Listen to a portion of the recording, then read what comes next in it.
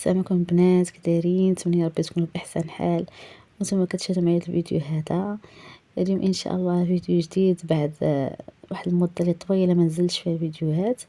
اليوم ان شاء الله جي نشارك معكم فرحتي بشهوده اللي اول مره صامت في هذا رمضان هذا. يعني فرحت بها هكا، حضرت لها بعض الشهيوات وصافي هكا نشارك معكم على اللقطات اللي دازت في هذا النهار. نتمنى ما تنسونيش من اللايكات ولي كومونتير. ايوا نخليكم مع الفيديو.